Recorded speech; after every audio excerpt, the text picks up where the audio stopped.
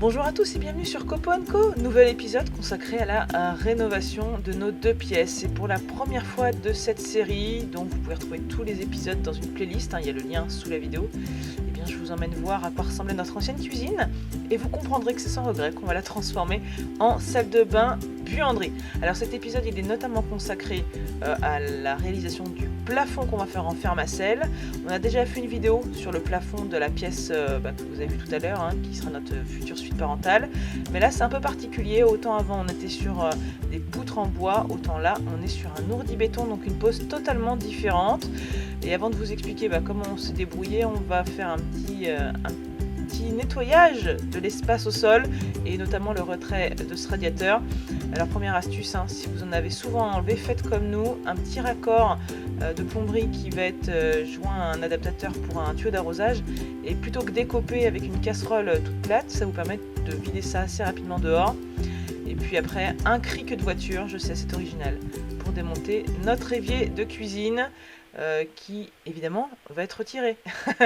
Allez, je vous emmène dans le chantier pour vous expliquer tout ça de vive voix. À tout à l'heure. Parlons de la structure du plafond sur cette pièce. Alors, autant dans la pièce d'à côté, on a fait quelque chose de très traditionnel. On avait des poutres sur notre plafond, donc on est venu fixer très simplement des suspentes sur chacune des poutres pour pouvoir y mettre nos fourrures et fixer ensuite nos plaques de fermacelle.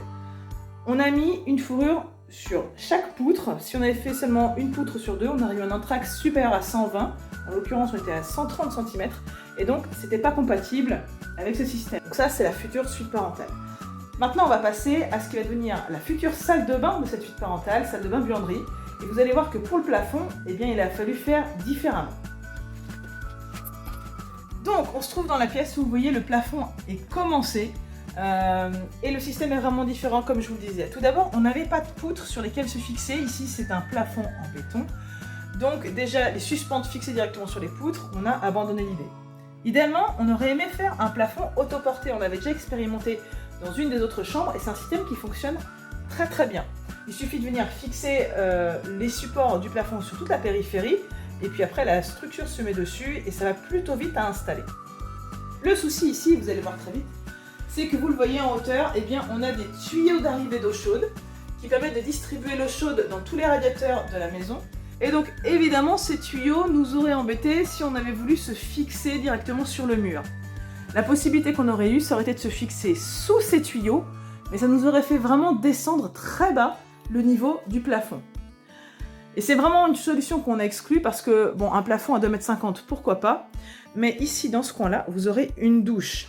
Mais pour cette douche, on va être obligé d'avoir un receveur qui sera rehaussé par rapport au niveau actuel du sol, vraiment bien rehaussé parce que vous le voyez ici, le tuyau d'évacuation des eaux usées, il n'est pas enfoui, il est vraiment peut-être à une bonne dizaine de centimètres du sol. Donc il faut que le receveur de douche, sa surface forcément soit au-dessus de cette évacuation-là pour que l'eau puisse s'écouler tranquillement. Pour ce qui est du receveur de douche, je vous ferai un épisode consacré à sa pose. En l'occurrence, c'est un receveur qui vient de chez Fermacelle qui sera prêt à carreler. Donc j'aurai juste à le poser, à carreler, et puis du coup à connecter l'évacuation qui est intégrée. Bon, vous aurez compris, suspente traditionnelle, c'était un petit peu compliqué. Plafond autoporté, c'était pas du tout envisageable. Donc ce qu'on a fait pour fixer nos fourrures, c'est qu'on a percé dans notre béton à intervalles réguliers. Je vais vous mettre des petits extraits, vous allez comprendre. Donc on a utilisé un petit perfo sans fil, ça allait bien pour pas être trop gêné, parce que c'est vrai que la machine au bout du bras c'est un peu compliqué. Ça s'est bien percé, heureusement pour nous.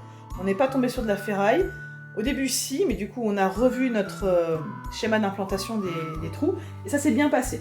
Les chevilles, elles ressemblent à ça. Je ne sais pas si vous allez bien voir. En l'occurrence, nous on a pris des M6 par 23. Et puis franchement ça va plutôt bien, on a fait des tests. Quand la cheville elle est dans le béton avec la tige filetée et qu'elle est bien serrée, en fait, son extrémité s'écarte, ce qui fait qu'elle vient en compression contre le matériau qui est tout autour.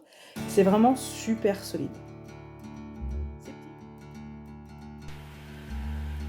Donc me revoilà, et là vous voyez l'installation d'un cavalier. Donc le support il est constitué d'une tige filetée, d'écrou et d'un cavalier, et en fait sur ce cavalier viendra se fixer la fourrure. Et l'avantage de la tige filetée, c'est que on peut régler la hauteur de notre cavalier pour être sûr d'avoir un sol bien plat.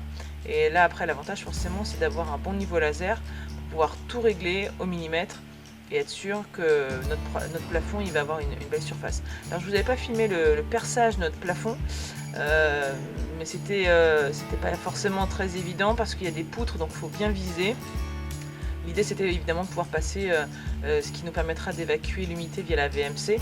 Et en fait au marteau burineur on a réussi à le faire en perçant et puis après en éclatant tout autour. Donc il existe des scie cloches spécifiques. Nous pour un seul trou je vous avoue que on n'était pas forcément motivé pour investir là-dedans. D'autant plus qu'après l'état de surface du plafond ne se voyait plus. Donc même si c'était un petit peu abîmé, c'était pas bien grave. Et puis poursuite avec l'installation des plaques, donc là ce sont des plaques ordinaires, hein. Autant plus tard vous le verrez dans les prochains épisodes. Pour les murs, on a installé des plaques de power panel qui sont vraiment spécifiques milieu humide, même spécifiques pour les milieux collectifs humides genre piscine. Là en l'occurrence ces plaques là qu'on a déjà utilisées pour nos murs dans l'autre pièce et puis pour le plafond sont déjà prévues pour être résistants à l'humidité.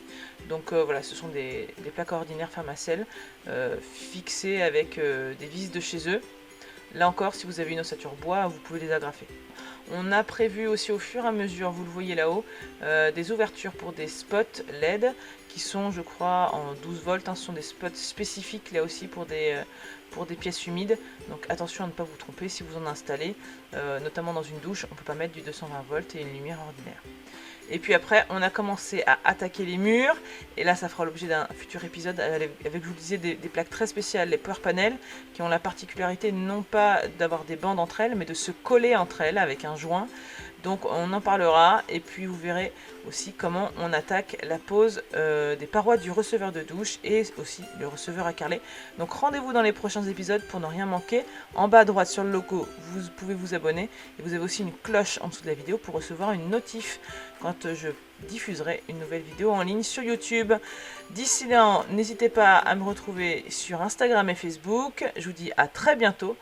Et en plus de faire de la réno, n'oubliez pas, faites plein de copeaux. Bye bye.